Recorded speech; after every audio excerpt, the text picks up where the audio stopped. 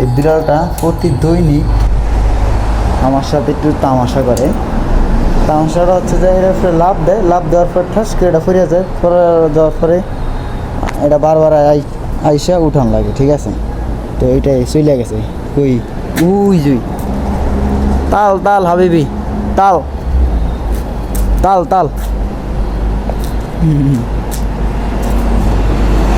এই যে এইটা প্রতি দৈনিক এটা আইসা লাভ দিব, মনে হয় সম্ভবত এই জাম ফলটা আছে না, এই ফলটা খাওয়ার জন্য লাভ দেয়।